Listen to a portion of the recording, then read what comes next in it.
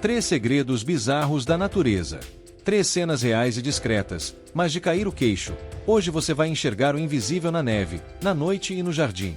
Vermes de gelo do Alasca e do noroeste do Pacífico. Os vermes de gelo são uma resposta surpreendente da vida ao frio extremo.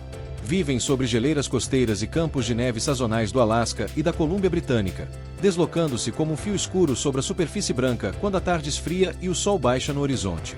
Em tamanho, mal passam de alguns centímetros, mas o espanto está no modo de vida. Eles não suportam aquecimento rápido. Quando a neve esquenta demais, rompem o equilíbrio delicado das proteínas e podem se desintegrar. Por isso surgem no crepúsculo, quando o vento volta a ficar cortante e a película de água fina entre os grãos de gelo se restabelece, permitindo que naveguem como se deslizassem num tapete líquido. Alimentos não faltam. Sobre a neve há pólen que viajou quilômetros, esporos de fungos, micro-organismos minúsculos, restos de algas que tingem a neve de tons levemente avermelhados. O verme aproveita esse banquete microscópico, enquanto o corpo mantém uma química afinada para que o gelo não o perfure por dentro. Ao contrário de outros invertebrados que passam o inverno em estado de suspensão, os vermes de gelo apresentam uma atividade diária bem marcada. Quando a temperatura cai para perto de zero e o sol deixa o cume da montanha, eles emergem em massa, formando caminhos ondulados que lembram caligrafia sobre a neve. Essa maré viva não acontece por acaso. O corpo deles aguenta o frio, mas rejeita o calor.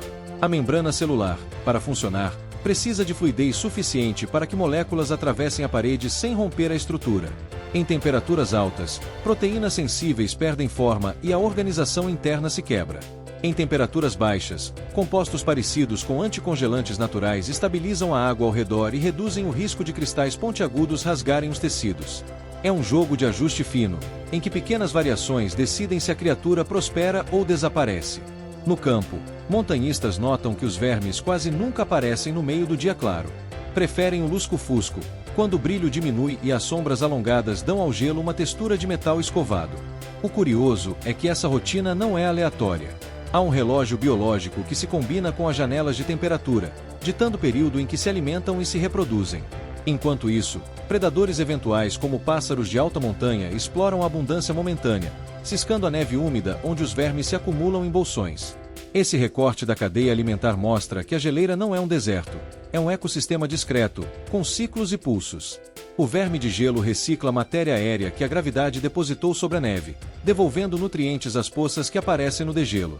Quando a primavera avança e o calor se impõe, a população recua para áreas sombreadas e fraturas da neve onde a ventilação é fria. Aí entra outra curiosidade.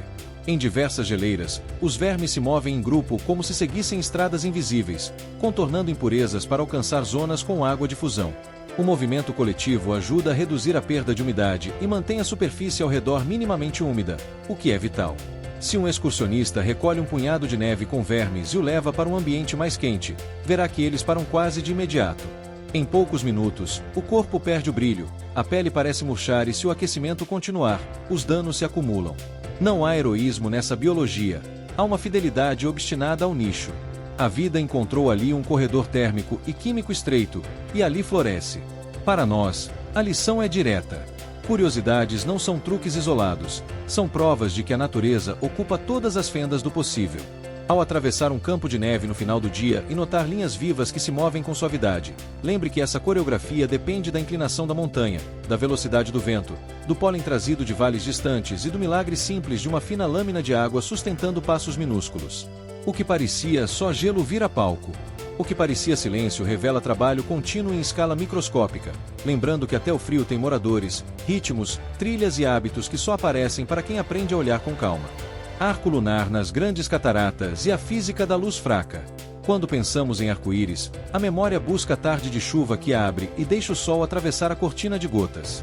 Existe uma versão noturna do fenômeno, mais tímida, quase prateada, que depende da lua cheia e de um spray fino. É o arco lunar. Nas grandes cataratas, onde a água pulverizada forma uma nuvem permanente, a chance aumenta. A luz que nos atinge não vem de uma fonte própria.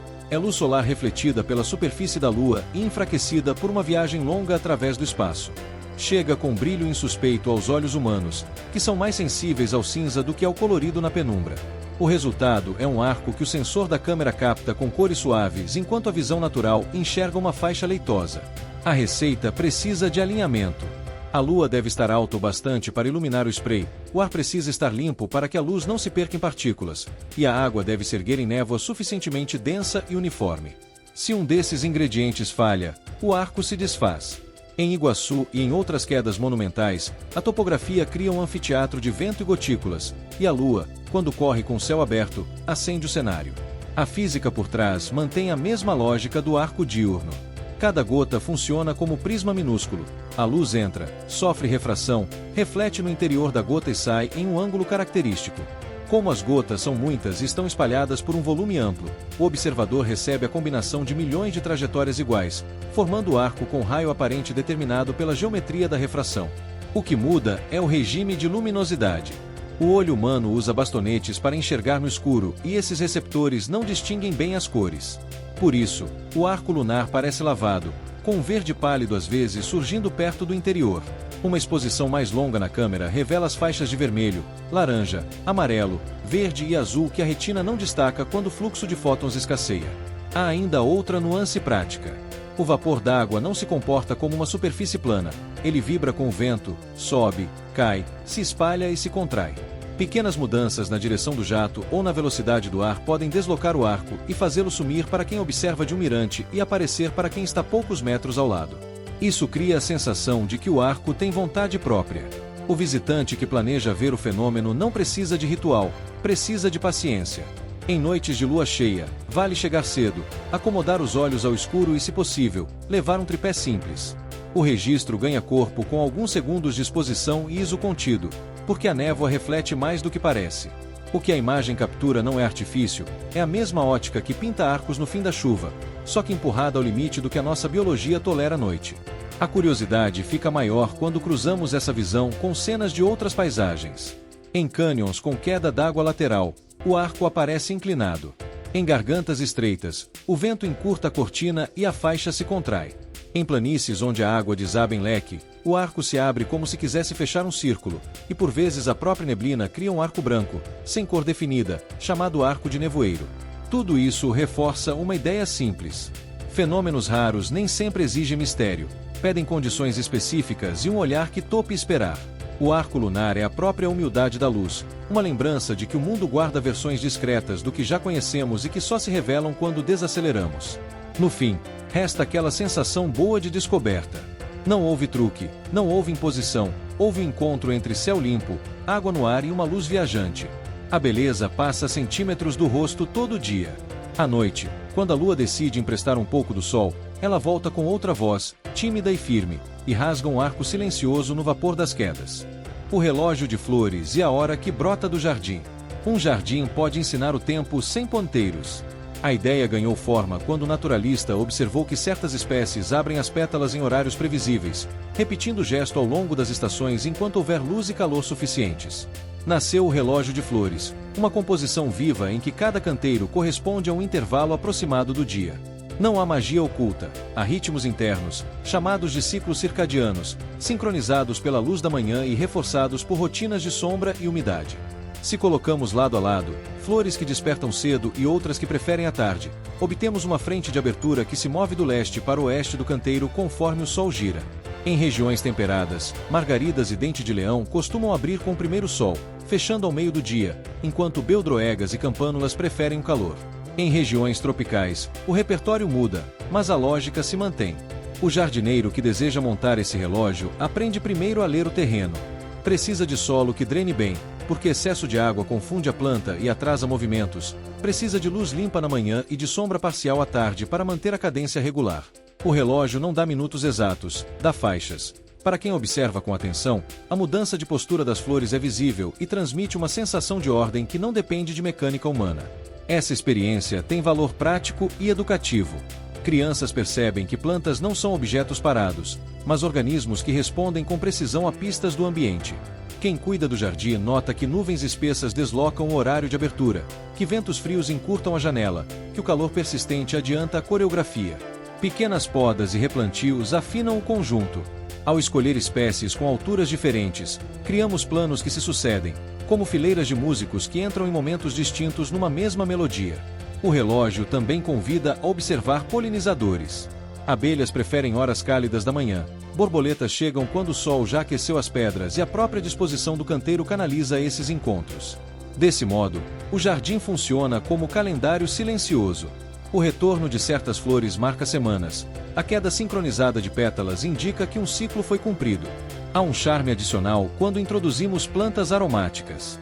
A lavanda sustenta um período de abertura que coincide com o pico de abelhas. A erva cidreira mantém folhas sempre prontas, e o contraste de cores com calêndulas e dálias cria marcadores fáceis de perceber de longe. Para a cidade apressada, que mede tudo em alarmes digitais, esse relógio oferece uma pausa. Em vez de números, mostra gestos. Em vez de minutos exatos, dá sinais que lembram que o tempo natural não é uma régua rígida. A curiosidade aqui não mora na extravagância, mora na constância. Ao longo de semanas, o corpo das plantas aprende a repetir um desenho, e o observador atento consegue prever a sequência. Se chove mais do que o normal, o desenho muda, e isso já conta uma história sobre a estação.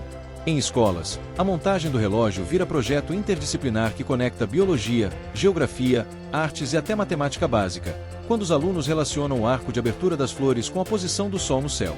Em casa, cabe num canteiro pequeno na varanda. O segredo não é comprar espécies raras, é escolher o que se adapta à região e registrar o que acontece. Anotar a hora aproximada de cada abertura por algumas semanas cria um mapa confiável do seu jardim. A partir daí, o relógio deixa de ser experimento e vira rotina. Ele mostra que o tempo não é só o que está escrito no visor do celular, é também o que se abre e se fecha diante de nós com uma pontualidade vegetal que só falha quando insistimos em esquecer que pertencemos ao mesmo ciclo de luz e sombra.